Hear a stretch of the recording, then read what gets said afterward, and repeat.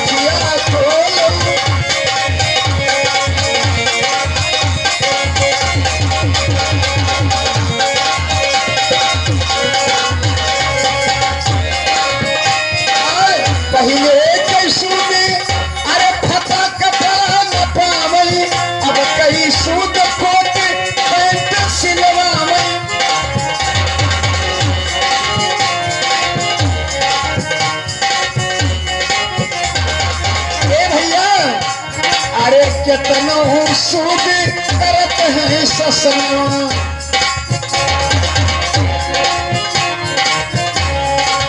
केतनो सूद करत है ससना बदलई लाग जमाना की अखिया खो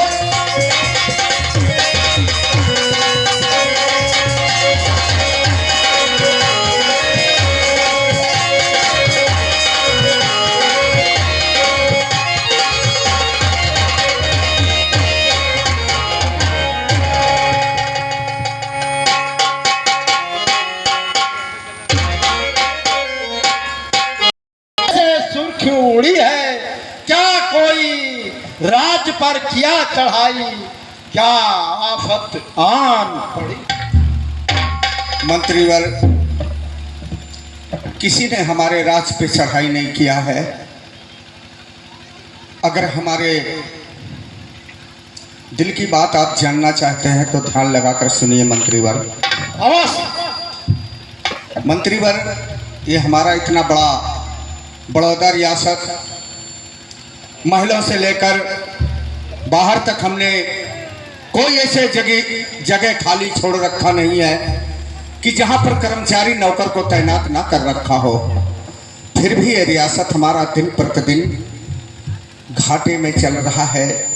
समझ में नहीं आता है। हमें तो ऐसा प्रतीत होता है कि कुछ समय के बाद ये रियासत ही खंडहर में बदल जाएगा। मंत्रीवर नहीं राजन, इतना अधीर ना होइए, इतना परेशान ना होइए। हर समस्या का समाधान होता है राजन, और इसका भी निदान होगा। ना मंत्री, यदि इसका निदान होता तो हम अब तक के उस कार्य को कर डालते। सख्त अफसोस है मंत्रीवर। कहिए राजन, आखिर कि जो ये समस्या क्या है? चातुर्वर्ण व्यवस्था है जिसके तहत ये हमारा समाज में कोई पढ़ा लिखा नहीं है इतना, और हमारे दरबार में जितना लेखा जोखा का कार्य है वो सब सवर्ण कर्मचारियों के हाथों में है।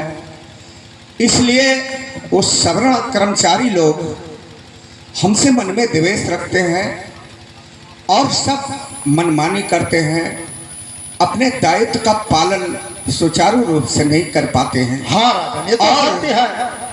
दीमक की तरह इस रियासत को खाए जा रहे हैं। मंत्रीवर, यदि हमारे समाज में कोई लिखा पढ़ा होता इतना तो उसे हम कोई उच्च पद पर नियुक्त करता ताकि सवर्ण कर्मचारियों का देख रेख वो अपने हाथों में लेता तो ये हमारी रियासत को बचाया जा सकता था। अन्यथा तो अब हमें ऐसा ही लगता है कि ये रियासत धराशायी हो जाएगा। नहीं राजा, आप इतना अधीर हैं तो मैं आपको एक सुझाव दे सकता हूं, यदि आप कहें तो।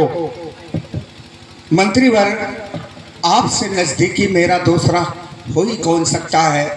अगर आपके दिल में कोई ऐसा विचार है, वह आता है, तो आप तत्काल हमें अवगत कराएं, ताकि उस कार्य को करके हम इस रियासत का बचाव कर सकें। मंत्रीवर, राजन, कुछ वर्षों पहले आपने एक सुंदर सा वृक्ष लगाया है और उन वृक्ष में अब सुंदर सुंदर फूल खिलने लगे हैं।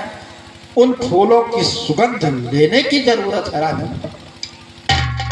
वाह वाह मंत्रीवर, वाह, बहुत अच्छा पहेलियां बुझा रहे हो। हम कहाँ परेशान हैं और तुम पहेली बुझा रहे हो।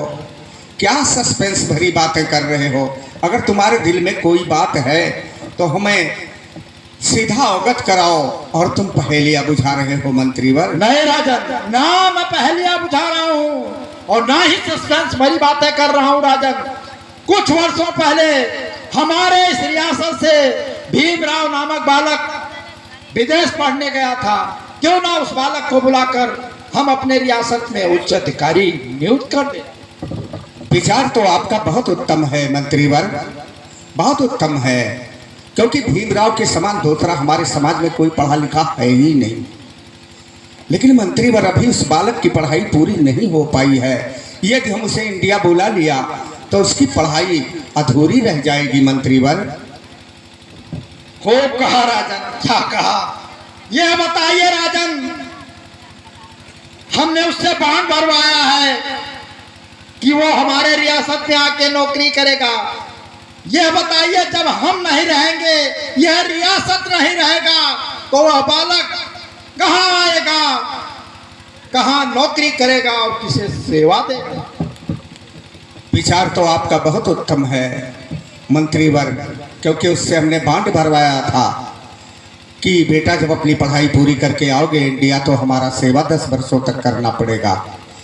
खैर कोई बात नहीं, अगर पढ़ाई उसकी नहीं पूरी हुई है फिर भी वो काफ़ी पढ़ लिख चुका होगा।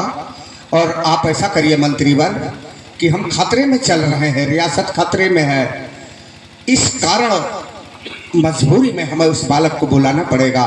तुम एक पत्र लिखकर तत्काल भीमराव के पास भेजो और तत्काल इंडिया बुला लो भीमराव को। ठीक है राजन, आप महल में चलिए, मैं अतिशीघ्र पत्र लिख के पोस्ट करके आ रहा हूँ। महाराज की जय। खुश रहो राजमंत्री, खुश रहो।